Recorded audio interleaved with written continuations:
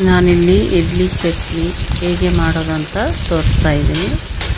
ಮೊದಲಿಗೆ ಮೆಣಸಿನ್ಕಾಯಿನ ಎಣ್ಣೆಯಲ್ಲಿ ಹುರ್ಕೋಬೇಕು. ಆಮೇಲೆ ಶೇಂಗಾನು ಸ್ವಲ್ಪ ಎಣ್ಣೆ ಹಾಕಿ ಹುರ್ಕೋಬೇಕು. ಮತ್ತು ಕಡಲೆ ಅವಗೂ ಸ್ವಲ್ಪ ಎಣ್ಣೆ ಹಾಕಿ ಫ್ರೈ ಮಾಡ್ಕೋಬೇಕು.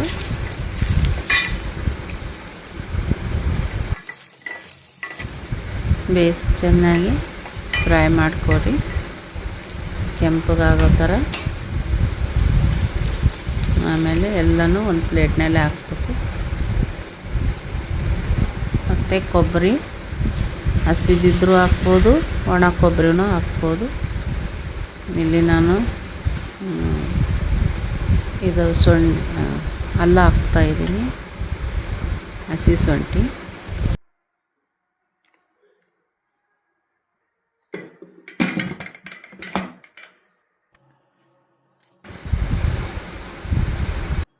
ಚಟ್ನಿ ಮಿಕ್ಸಿಗೆ ಹಾಕ್ಕೊಂಡೆ. ಈಗ ಒಗ್ಗರಣೆ ಹಾಕ್ತಾಯಿದ್ದೀನಿ.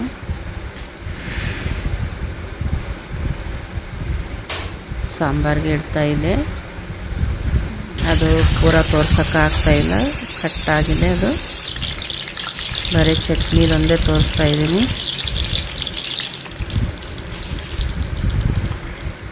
ಒಗ್ಗರಣೆಗೆ ಸಾಸಿವೆ, ಜೀರಿಗೆ, ಕಡಲೆಬೇಳೆ, ಉದ್ದಿನಬೇಳೆ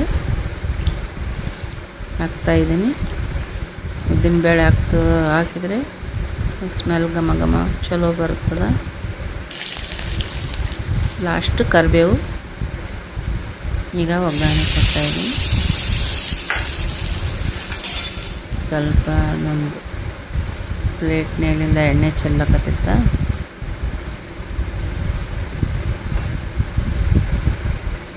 ನೋಡಿ, ಈಗ ರೆಡಿ ಆಯಿತು ಇಡ್ಲಿ ಚಟ್ನಿ.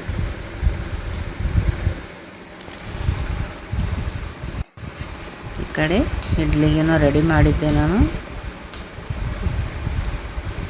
ಸ್ವಲ್ಪ ಗಟ್ಟಿನೇ ಇರಬೇಕು ಇಡ್ಲಿದು, ಹಿಟ್ಟು ತೆಳುವಿರಬಾರ್ದು. ಸ್ವಲ್ಪ ಉಪ್ಪು ಹಾಕಿನಿ, ಸೋಡಾ ಪುಡಿ ಹಾಕಿಲ್ಲ ನಾನಿಲ್ಲಿ. ಹಾಗೆಯೇ ಎಣ್ಣೆ ಹಚ್ಚಿ ಸ್ವಲ್ಪ ಹಾಕಿಟ್ಟಿನಿ.